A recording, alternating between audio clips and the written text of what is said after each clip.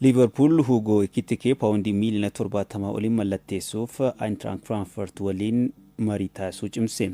Manchester United Bryan Mbeumo fudhachuuf gaaffii isaa yeroo sadaffaa fooyyessuun dhiyeessee jira. Newcastle United wiisaa Brentford irraa fudhachuuf jedhamee jira. Awwakar Abdallah.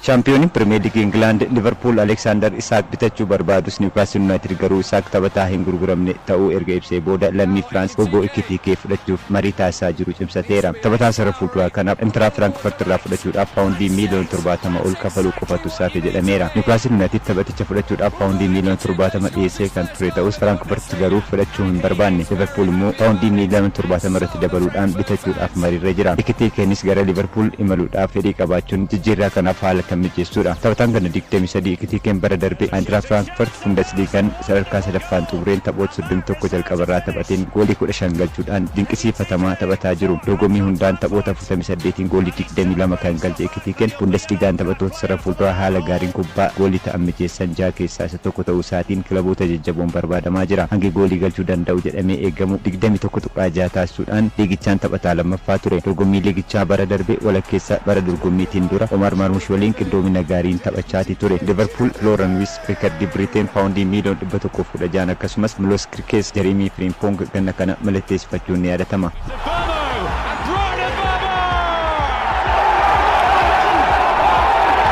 Manchester United ganna kana taphataa sarara jidduu Bryan Mbeumo xiyyeeffannoo isaa taasifachuudhaan gara Old Trafford fudhachuudhaaf gaafachaa turus hin milkoofneef ture. Kilabichi kanaan dura yeroo lama paawundii miliyoona 55 fi paawundii miliyoona 62.5 taphaticha bitachuuf gaaffiin dhiyeessee fudhatama dhabe. Amma gaaffii sadaffaa isaa fooyyessuun hanga paawundii miliyoona 70 Brentfordiif dhiyeessutu gabaafame. United jalqaba paawundii miliyoona 55 kafaluudhaan kan hafe dhawaata keessa dabaluudhaaf gaafate. Kilabichi qophii gannaatiif gara United State imaluun dura jijjiiraa lammii Kaameruun kana xumuruun taphatichi garee Ruben Amorimtti ni dabalama jedhamee eegama. Brentford iddoo Bryan Mbeumo buusuudhaaf Omari Hutchinson Ipswich Town irraa bitachuudhaaf sochitti jira. Taphataan ganna 26 Mbeumoon gara Old Trafford imaluudhaaf fedhii qaba. Tottenhamis erga Thomas Frank qacaree as taphaticha barbaadaatu ture. Mbeumoon bara darbe Premier Leaguein goolii 20 galcheetti ture. Kilabichi ganna kana Matthias Cunha dabalatee taphataa ittisa bitaa Diego Leon mallatteessifachuun isaa ni yaadatama.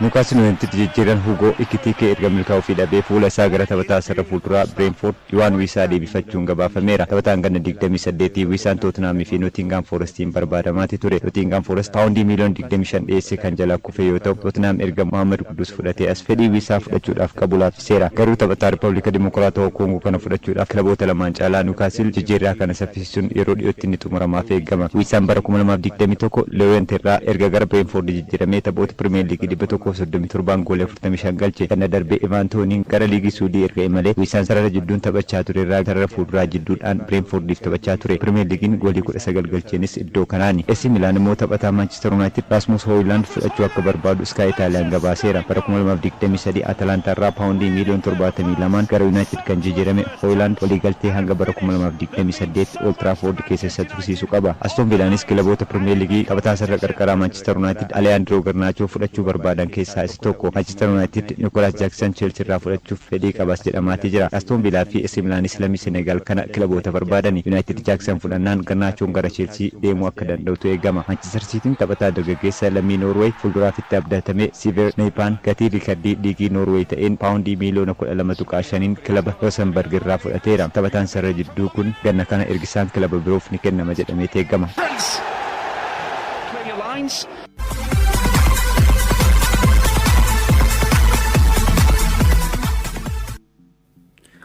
Qophii ispoortii jimaata guyyaatti kan caqasaatti jirtan Paris Saint-Germain karra eegaa kilaba Roomaa lammii Biraazil Renato Marin kontraata waggaa 5tiin mallatteessuu isaa ifoomseetii jira. Sanaan ala Vinicius Junior wal qabatee taphataan kun gara Saudi Arabia deemuu akka danda'u gabaasaaleen kan addeessani. Leenjisaa Real Madrid haaraa Xavi Alonso jalatti taphattoota hin barbaadamne keessaa tokko yookiin falaasama Xavi Alonso jalatti hagas mara hin barbaachisne keessaa tokko jedhama. Vinicius Junior taphataan Renato Marin kontraata waggaa 5tiin mallatteessuu isaa ifoomseetii jira. Sanaan ala Vinicius Junior wal qabatee taphataan kun gara Saudi Arabia deemuu akka danda'u gabaasaaleen kan addeessani. Leenjisaa Real Madrid haaraa Xabi Alonso jalatti taphattoota hin barbaadamne keessaa tokko yookiin falaasama Xabi Alonso jalatti hagas mara hin barbaachisne keessaa tokko jedhama. Vinicius Junior gaa taphataan kun amma gara kilaba Saudi Al Hilal deemuu akka danda'udha kan himamaatii jiru. Gaa leenjisaa duraanii Carlo Ancelotti jalatti taphattoota maqaa guddaa qaban keessaa Vinicius Junior, Rodrigo akkasumas Mbappe faadha kan maqaan isaanii ol kaa'amu tooftaa yookiin falaasama tapha Alonsootiin taphattoota hin barbaadamne keessaa Vinicius Junior isa tokko jedhamee jira. Vinicius Junior kontraata haaraa mallatteessuuf midhaa guddaa akka gaafateedha kan himamaatii jiru. Taphatichi kilabicha waliin waliigalteerra ga'uuf ammayyuu walirraa fagoo akka jiranis himamee jira. Kanaaf Real Madrid taphataa kana gurguruu barbaada jedhe yeroo baay'ee dhimma jijjiirraa taphattoota irratti barreessuudhaan kan beekamu Fabrizio Romanoon hooggantoonni Saudi Arabia Vinicius Junior akka gara liigii isaaniitti makamuuf midhaa guddaa dhiyeessuudhaaf akka qophaa'anidha kan ibsame.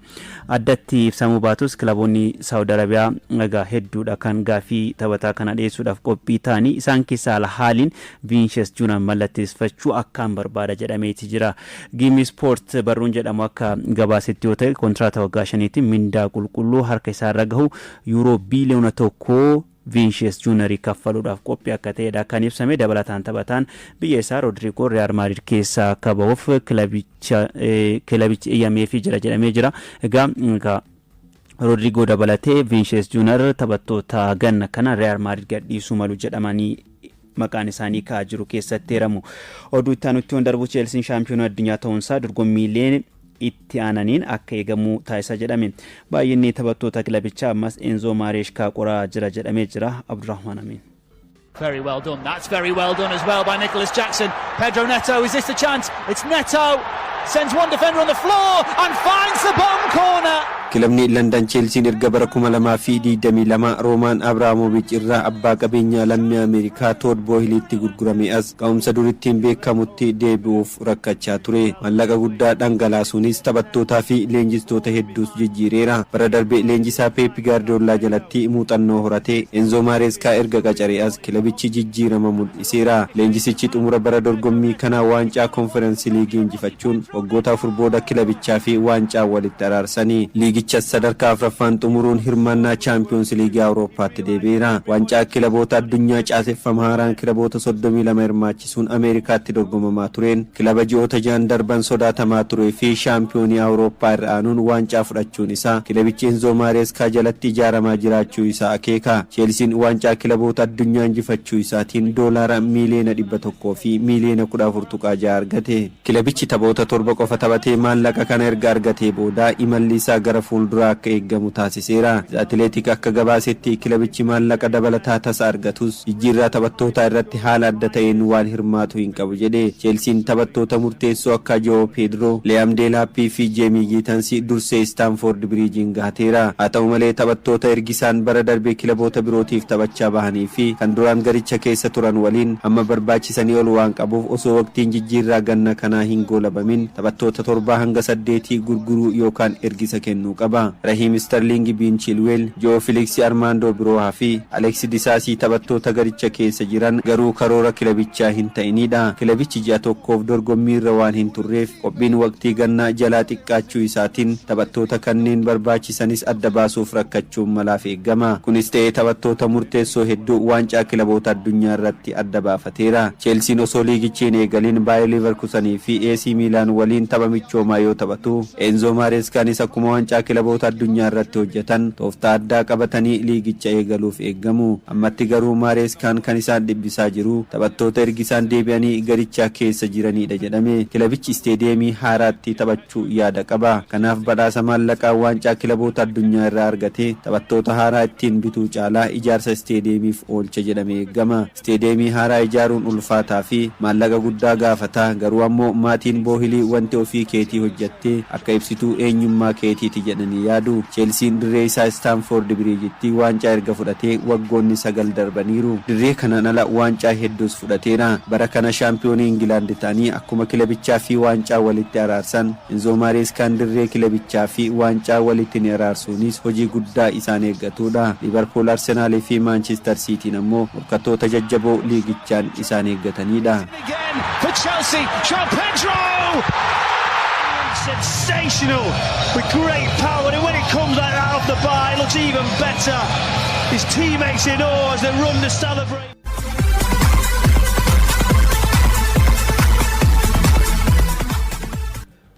Wolves Diego Jota galmee beekamtii kilabichaa Hall of Fame keessatti galmeessuu beekse. Kilabiin England Wolves taphataa kilabichaa duraanii Jota galmee beekamtii kilabichaa Hall of Fame keessatti galmeessuu ifoomsee jira. Taphataan lammii Portugal Diego Jotaan obboleessa isaa Andres Silva waliin balaa konkolaataa mudateen boqachuun ni yaadatama. Jotaan bara 2017 Atletico Madrid ergisaan Wolves mallatteessuun dhaabbiin kilabichaaf hamma bara 2020 taphatee gara Liverpool imaluunsaa ni yaadatama. Taphoota 131 Wolves taphateen gooliiwwan 44 galchee jira. Bara 2017-18 Wolves waliin shaampiyoonii Championship England ta'uun gara Premier Leagueetti akka guddatus gargaaree jira. Bara jalqabaa Premier Leagueetti guddateen kilabichi 7ffaan xumuree Liiga Awuroopaatti akka guddatuuf gaheen Jootaa olaanaa ture. Kanarraa ka'uun Wolves Jootaa galmee beekamtii kilabichaa Hall of Fame kan koree walabaan hoogganamu keessatti galmeessuu isaa BBCtu gabaase.